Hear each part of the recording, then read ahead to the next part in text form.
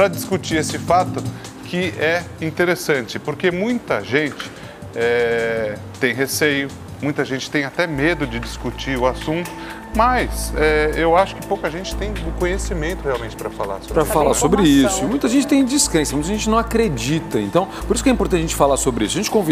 A gente tem aqui no nosso estúdio convidados realmente especiais. Eu vou começar apresentando a Kátia Andrade Xavier, você vê lá na reportagem, ela é balconista, e ela é uma das testemunhas desse fato que aconteceu há 20 anos. Kátia, obrigado pela sua presença. Kátia está um pouco nervosa, que a gente está ao vivo aqui, não fique. Isso aqui é sua casa, sinta-se absolutamente à vontade. Uma alegria receber você aqui hoje. Aqui no nosso estúdio, viu? Obrigado pelo convite. Muito obrigado. A gente está recebendo dois especialistas aqui que estudam isso com muita seriedade, com muita responsabilidade. O Marco Aurélio Leal, que é ufólogo e consultor da revista UFO, está aqui com a gente. Prazer, obrigado por ter você aqui. Obrigado por ter vindo. Paulo Aníbal, que é ufólogo e biólogo, ele trouxe um colete de pesquisa que é bastante interessante, com uma série de equipamentos que ele usa no trabalho de campo dele, quando ele está fazendo alguma investigação. Paulo, obrigado pela presença. Eu que agradeço essa oportunidade. Muito obrigado por ter vocês aqui. Vamos começar conversando com a Kátia, naturalmente, vocês imaginam que a gente vai falar com ela um pouquinho. Kátia, a gente sabe que nesses anos todos você sofreu preconceito, você foi ridicularizada pelas pessoas que não acreditam, você enfrentou todas as dificuldades possíveis a partir de um fato que você contou e que você dividiu com os outros. Você se arrepende de ter contado? Você acha que isso foi algo que hoje você pensa assim, eu não deveria ter falado nada? Quando você lembra de tudo que aconteceu? Porque eu vi na nossa entrevista ali, você falou assim, tem coisas que eu nem conto. Tem algumas coisas que eu prefiro não contar. E aí eu emendo essa pergunta. Você prefere não contar porque você acha, não, eu já falei demais, o que eu falei já foi suficiente para eu sofrer, eu não falo mais nada? Sim, foi bom você ter chegado nessa questão, por quê? Porque assim, se fosse hoje, eu não teria contado. Eu imagino. Né? Porque assim, o que eu passei, né, nesses 20 anos, dia 20 de janeiro fez 20 anos. Então, foi assim, mexeu muito com a minha vida, não só com a minha, mas da minha família, né, em geral, meus filhos, tenho meus filhos.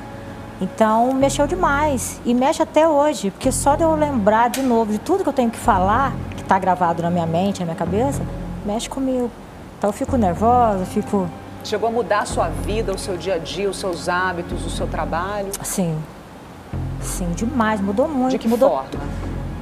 Assim, radicalmente, mudou em tudo, em todos os aspectos. Mas no tipo de você não conseguia ir na rua mais, de tanto que as pessoas perguntavam? Sim, no começo, até hoje. Kátia, vamos fazer uma coisa? Posso te pedir uma coisa? Claro. A gente contou um pouco na reportagem, mas para algumas pessoas que falam assim, foi assim, a gente ouve muito isso, os detalhes. Eu mesmo estava te perguntando sobre o bairro, onde foi, a gente ainda tem muitas dúvidas. Você consegue lembrar passo a passo o que você puder contar pra gente? Porque eu sei que isso deve estar marcado na tua memória. Como se fosse, eu volto no dia. Eu conto como se eu volto no dia, Conta entendeu? pra gente, como foi? Então, foi assim, eu levantei nesse dia, 20 de janeiro, estranha, como assim, nunca aconteceu aquilo comigo. Quantos anos você tinha? 21. E, assim, nervosa, agitada e, assim, parecia que ia acontecer algo, mas eu não sabia o quê. E chamei até as meninas para me ajudar, que eu podia, eu tirava de letra, não tinha nada que me atrapalhasse aquele dia. Mas como eu não estava bem, eu chamei elas para me ajudar para que acabasse logo o serviço. E passei na casa delas e chamei, elas concordaram e tal, nós fomos. Mas eu sempre assim, que coisa estranha, abafada, muito assim, triste e aperto no peito, sabe? Mas não falava com ninguém, isso comigo, e fui trabalhar. E aí, trabalhei tudo, dormi depois do almoço um pouco, porque eu fui muito cansada, devido à situação que eu estava passando naquele dia, cansada. E dormi, tive um sonho tal com a Liliane, que é a que estava comigo no dia, que ela tinha caído na piscina e tal. Eu contei já também essa história. E aí trancamos a casa, deu tudo certo, fomos embora para casa. E a gente ia descer num terreno normal, só que tinha um pessoal lá que não era legal. Eu falei, não, vamos dar volta? E elas concordaram, vamos sim, vamos dar volta, não vamos sair aqui não. E aconteceu da gente ver essa criatura que nós nunca vimos, nem eu, Esse terreno, que terreno era esse? Era no meio da cidade, era uma zona rural? É um bairro da cidade, né? Não é centro, mas é um bairro da cidade, na cidade, dentro da cidade. E o que vocês viram?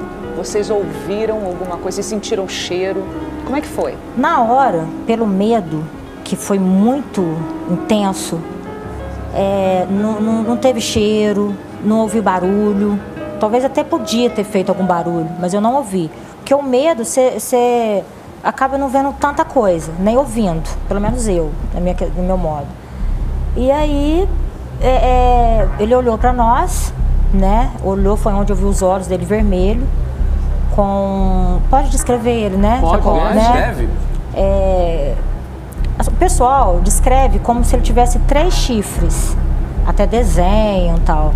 E ele não tem chifre, não é chifre, é uns buracos, tipo uma ferida aberta na cabeça, são 3. Como essa imagem que a gente está vendo aí, uma ferida na cabeça. Aí, algumas ilustrações não, ali. Algo assim na cabeça. Não comprido, tipo um buraco aberto, 3. Entendeu? Isso eu vi, que me chamou atenção. Os olhos, marrom. O pessoal coloca tom de marrom pra mim e eu não consigo identificar. Isso, entende? Nós já fizemos várias matérias diferente sobre isso e eu não consigo. Porque em cima desse marrom tem um óleo, entendeu? É onde as meninas falam, parece uma bolha, que parece assim que vai colocar a mão e vai estourar. Então ele tinha um óleo no corpo. Isso foi, entendeu? Coisa de segundo. Parecia algo inflável, assim, é isso? Sim. Tava em pé, agachado. Braços, pernas. Tudo. Quanto tempo vocês ficaram ali, olhando? Não tinha nem como, assim, sabe? Não dá pra saber. Foi coisa assim, nossa, o que é isso? Vocês não correram, já correram? Corremos. Aí as meninas grudavam em mim, eu não sabia se eu abraçava elas, tipo assim, proteger, porque, né, são meninas, então eu fiquei meio que... Eu não sabia se eu abraçava elas, se eu largava delas, se eu corria, eu não sabia a atitude na hora qual tomar. Qual a distância? Qual a distância? Então, foi assim, tipo daqui no... Edu. Foi perto, então? Perto, muito. Perto. O terreno, assim, pode... nas fotos você vê, você vai ver que é perto, porque o trio era bem limpo. E o muro é perto os dois. Então deu pra... Nossa, o que é isso? E elas, nossa... Aí ele olhou. Foi na hora que ele olhou, eu falei, meu Deus... Que coisa estranha isso, vamos embora. E vocês 3 viram a mesma coisa? O relato depois de vocês conversando, eu vi isso, eu senti aquilo, foi igual? Não. Não? Não. O impressionante é esse, entende? Nós fomos, ao passar do tempo, fomos chegando em conclusões assim. Você viu isso? Tá, eu vi. A outra não. Então, na hora do medo, da mesma semana que nós começamos a gravar, que estourou, que começou a mídia vir e tal, nós fomos chegando... Aí chegou no conceito que eu cheguei, entendeu? Mas até então, se você falar com elas, elas têm uma coisa gravada assim na mente. Por exemplo, o que você lembra assim que é diferente do que uma viu e do que outra viu? Tipo assim, a Valquíria, ela fala assim, no começo, né? Hoje ela não fala isso mais. Ela falava que parecia um coração gigante. Então aquilo eu fiquei, com os desenhos da cabeça, talvez. Falei, coração? Como assim? Eu não vi coração, entendeu? Aí nós falamos, não, mas coração não, se fosse, até seria legal. A outra falou, parece, não lembro, da Liliana eu não lembro, mas da Valquíria isso ficou gravado, né, Marco? Não foi? Aí depois nós chegamos e falei, não, é porque talvez pelo fato de ser marrom, os olhos vermelhos, então fez aquela confusão. Mas... E ele teve algum tipo de reação? Porque parece que vocês observaram que ele estava olhando para vocês, né? Foi esses olhos ele virou, vermelhos. Ele estava assim, de perfil, olhando para frente, a cabeça baixa, né? Aí estava já olhando para frente. Então, no grito, na agitação, ele olhou para nós, que estava, né? Muito perto. E os olhos vermelhos, só. E aí vocês, pinote. Não levantou, não mexeu, não fez mais nada. Só passava que, assim, um sentimento, entendeu? De que foi a coisa mais rápida que eu vi, foi aonde eu corri e não vi mais nada. De sentimento assim, tô sofrendo, tô machucado, não sei. Nessa questão, assim, entende? E aí vocês correram depois?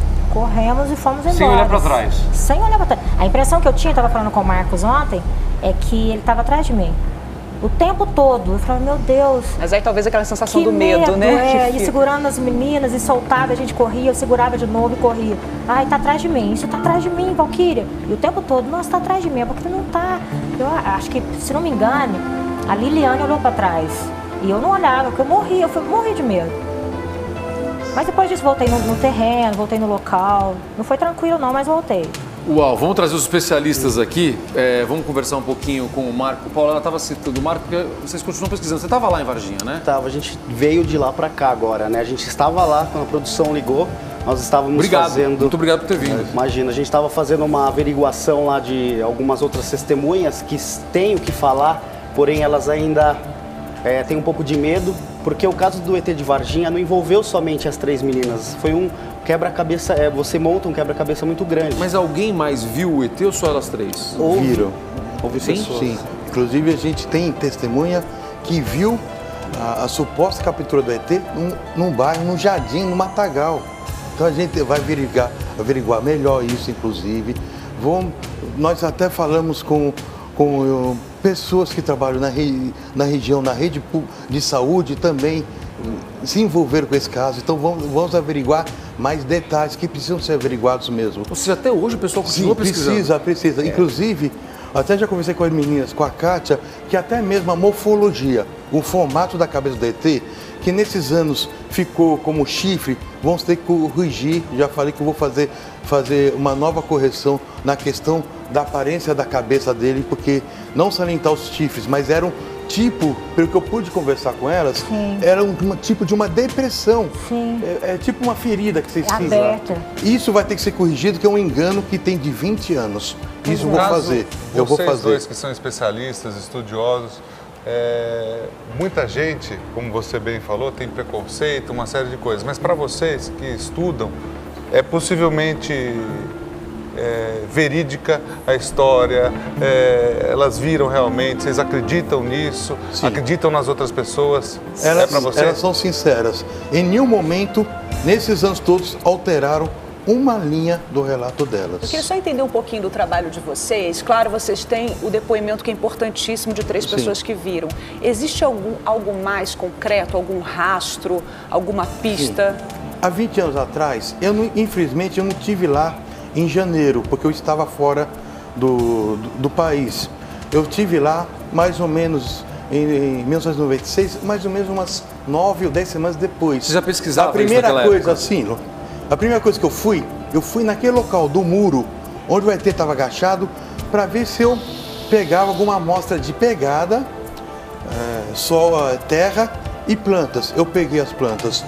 Só que, infelizmente, como fui semanas depois, com o biólogo, para a gente fazer a perícia, a gente tem que ir na hora.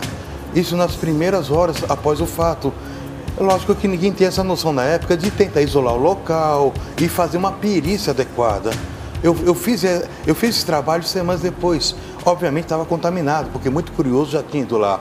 Mas eu tenho guardado parte desse capim do mato. Está comigo. Eu acho que eu sou o único ufólogo que guardou toda a vegetação no exato ponto onde ele estava agachado. Você achou alguma coisa diferente na tua análise dessas plantas? Eu até analisei, mas só que eu não posso qualificar porque eu não peguei na situação em loco nas primeiras horas. Eu peguei semanas depois. Então eu prefiro deixar isso em aberto.